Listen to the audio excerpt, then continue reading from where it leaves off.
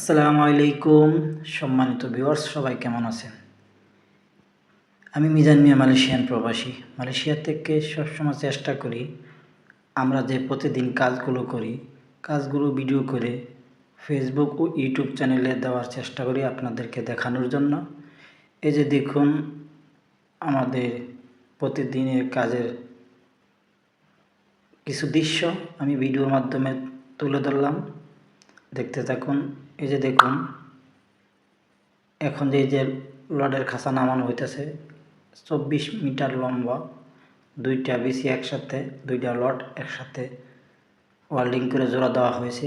এক একটা লট সবাই জানেন 12 মিটার লম্বা, তো এখানে দুইটা লট একসাথে জোড়া দেওয়ায় 24 মিটার লম্বা হয়েছে খাঁচাটা। সেটা এই যে পাইলিংয়ের গর্তের ভিতরে নামানো হইতেছে।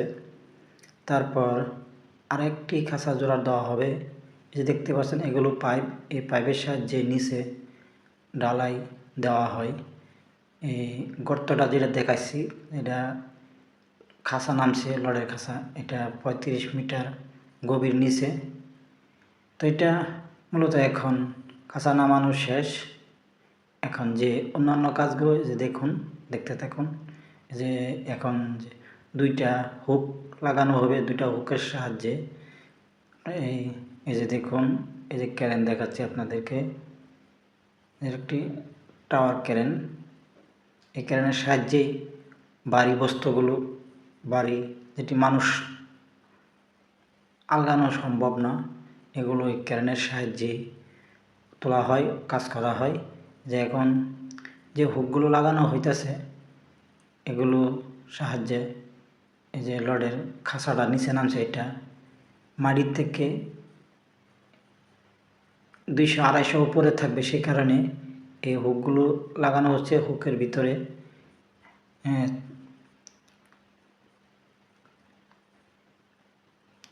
লট দিয়ে এই যে দেখতে পাচ্ছেন হুক লাগানো হয়ে গেছে।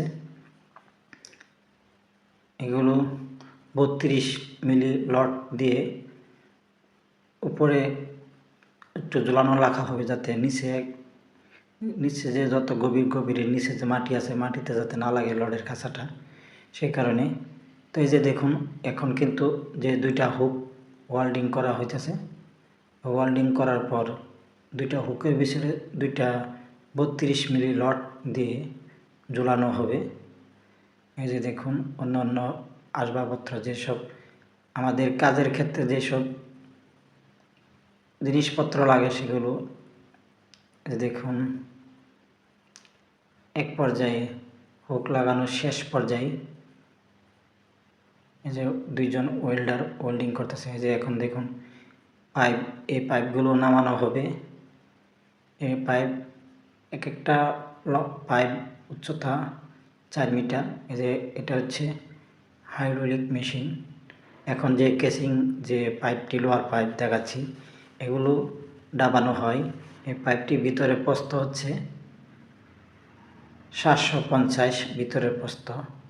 তো এটি নিচে দাবানো হয় প্রায় 35 মিটার লম্বা।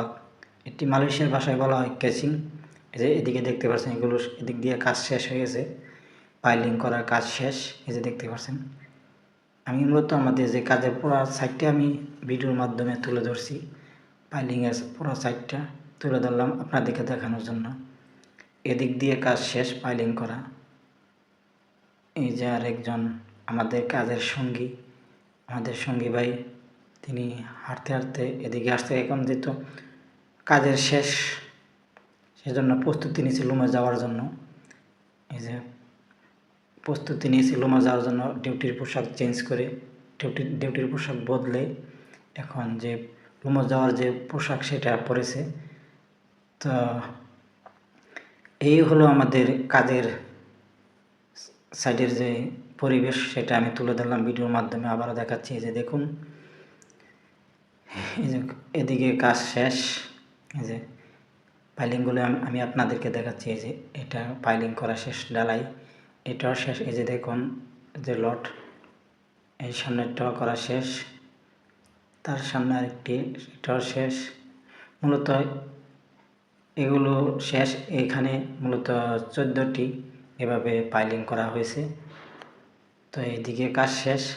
আমি আপনাদেরকে এই যে এদিকে নতুন পয়েন্ট দেওয়া হয়েছে, এখানে এই যে লোহার পাইপ, যেটা ভিতরের প্রস্থ 750, এখানে পয়েন্ট দেওয়া আছে। এই যে আরেকটির সামনে পয়েন্ট দেওয়া আছে। এখানে এই লোহার পাইপ যেটা ডাবানোর পর ভিতর থেকে মাটি তোলা হবে। ভিতর থেকে মাটি তোলার পর এখানে রডের খাঁচা নামানো হয়, তারপর ছোট্ট ছোট্ট ঢালাইয়ের পাইপ নামানো হয়, যে পাইপের দ্বারা ভিতর থেকে একবারে গভীর থেকে ঢালাই দিতে দিতে ভরতে ভরতে উপরে ওঠে। তো আমি আপনাদেরকে ভিডিওটা হয়তো অনেক লম্বা হয়ে গেছে, একটু বড় হয়ে গেছে, তারপরও চেষ্টা করেছি ভিডিওতে পুরা কাজগুলো তুলে ধরার।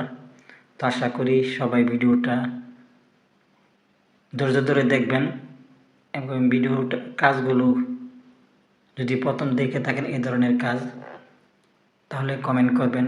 আমাদের প্রতিদিনের কাজগুলো ভিডিওর মাধ্যমে তুলে দেবো ইনশাআল্লাহ।